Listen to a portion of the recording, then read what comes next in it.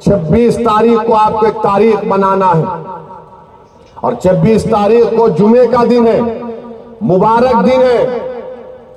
जुमे के दिन शैतान की कामयाबी नहीं होगी, ना शैतानी ताकतों की कामयाबी होगी इंशाअल्लाह ताला।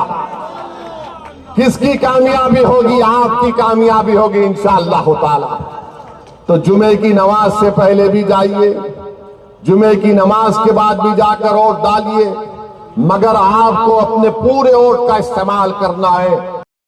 आज दिलाया कि 22 जनवरी इसलिए मुमकिन हुआ क्योंकि कांग्रेस के वजीर आजम थे, उन्होंने बाबरी मस्जिद के ताले खुलवा दिए।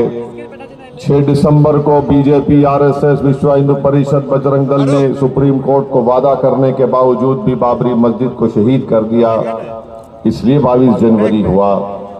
हमने उठकर पार्लियामेंट में कहा कि बाबरी मस्जिद का मसला एक इंसाफ का मसला है और इंसाफ के मसले के ताल्लुक से हमको खुलकर कहना चाहिए।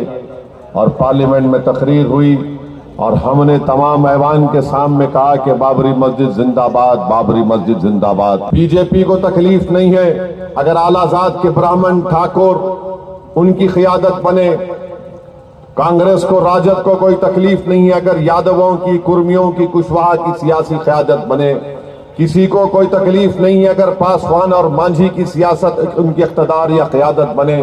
सबके पेट में दर्द शुरू हो जाता है जब असदुद्दीन अवैसी कहता है कि सीमांचल से एक क़यादत उभरेगी।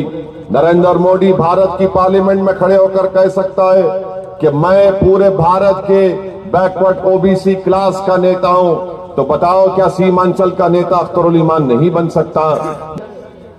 नरेंद्र मोदी को तनकीद करना है किसी सियासी पार्टी पर करे, मगर मुसलमानों को इस तरह से तौहीन करना, 17 करोड़ कोई मामूली आबादी नहीं है नरेंद्र मोदी। हमको घुसपैठी तुम बोलते हो, अरे तुम जिस आरएसएस से आते हो, उस आरएसएस ने इस देश की आजादी में क्या हिस्सा लिया बताओ?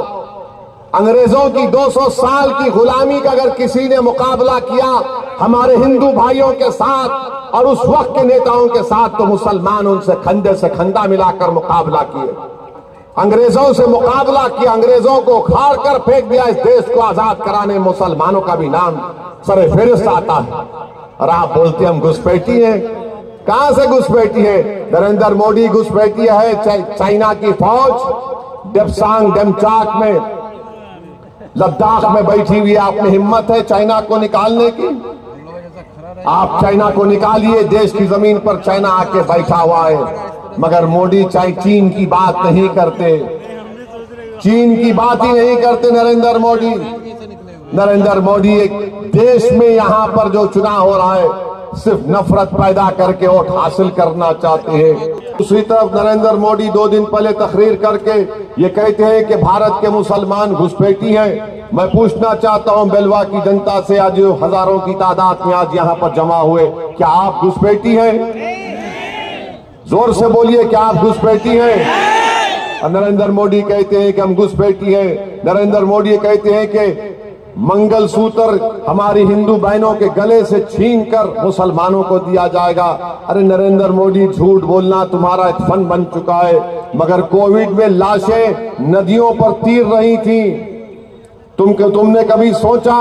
मंगलसूत्र की बात तुम आज करते हो, तुमने कभी सोचा कि कितनी हमारी बेटियां, हमारी बहनें बेवा हो गई तुम्हारी हुकूमत की गलत पॉलिसियों की वजह से? भारत का वजीर आजम कहता है 133 करोड़ जनता का कि मुसलमान बच्चे बहुत पैदा करते हैं। नरेंद्र मोदी, आप भी, आपके भी वालिद ने तो बच्चे पैदा किए। नरेंद्र मोदी को मिलाकर 6 भाई हैं, अमित शाह की 6 बहनें हैं, तो बताओ कौन बच्चे पैदा कर रहा है? नहीं, सिर्फ मुसलमान बच्चे पैदा कर रहे। हुकूमत के आदादो शुमार ये बता रहे हैं कि हमारी मुस्लिम खवातीन कम बच्चे पैदा कर रही हैं अभी, जिसको अंग्रेजी में कहते हैं फर्टिलिटी रेट गिरा है।